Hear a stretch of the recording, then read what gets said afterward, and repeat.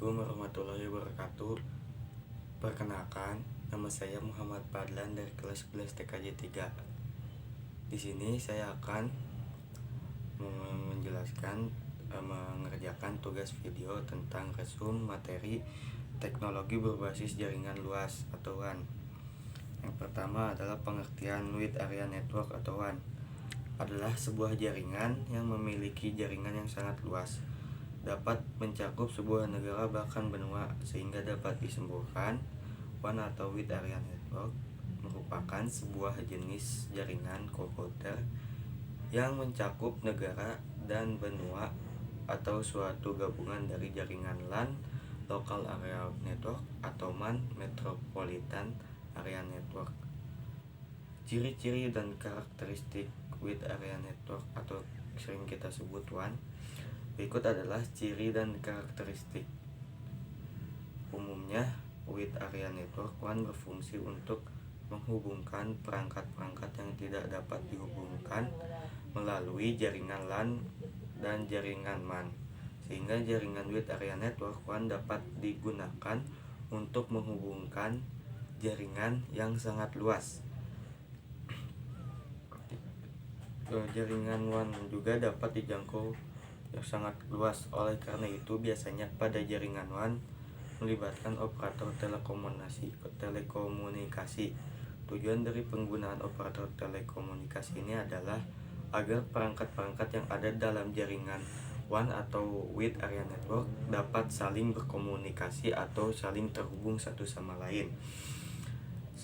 Dan ada juga jenis-jenis Wide Area Network atau kita sering sebut WAN terbagi ke dalam beberapa jenis dan macamnya, diantaranya satu, SAT-LAN merupakan jenis WAN yang sering disebut dengan koneksi excited point to point. Jenis WAN yang tidak memerlukan proses call setup untuk memulai pengiriman data. 2. Circuit switching.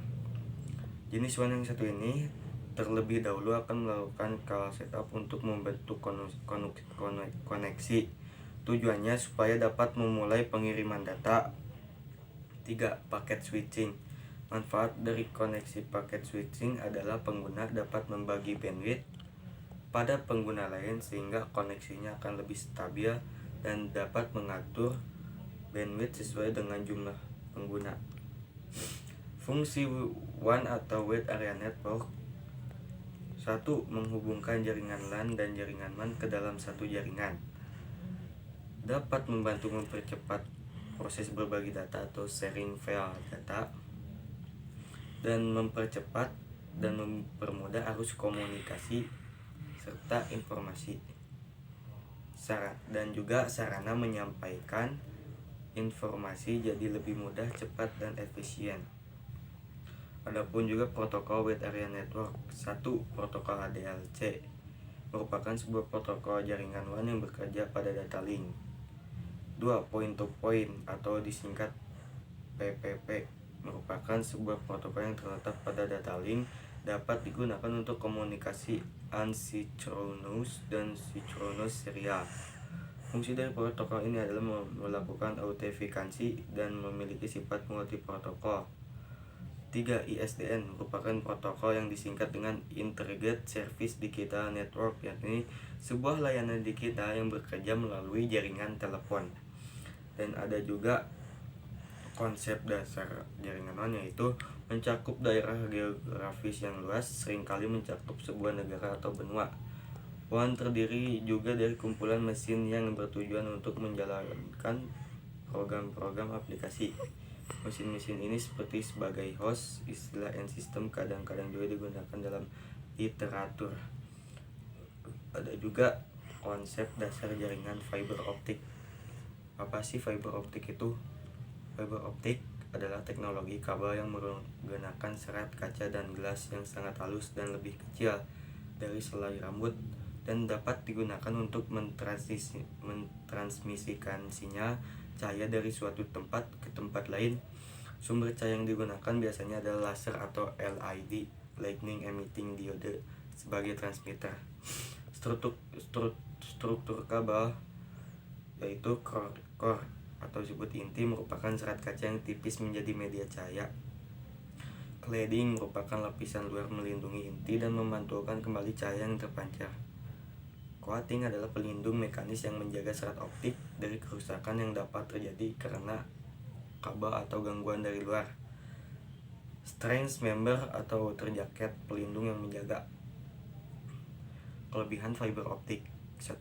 Bandwidth yang sangat besar dengan kecepatan transmisi mencapai gigabyte per detik, dapat menghantarkan informasi yang sangat jauh atau dengan jarak jauh. 2. Biaya pemasangan dan pengoperasian yang lebih rendah serta tingkat keamanan yang lebih tinggi. 3. Ukuran kecil dan ringan sehingga hemat pemakaian ruang. 4. Rentan dan kebal terhadap gangguan elektromagnetik dan gangguan gelombang radio. 5. Non penghantar, tidak mengalirkan listrik dan percikan api. Kekurangan fiber optik yaitu instalasi dan maintenance-nya menggunakan tenaga yang ahli, komponen FO yang mahal dan membutuhkan biaya ekstra dalam pengaplikasian yang lebih spesifik. 3. Kabel fiber optik menggunakan gelombang cahaya untuk mentransmisikan data, maka kabel jaringan jenis ini tidak dapat diinstal dalam jalur yang berbelok secara tajam atau menyudut.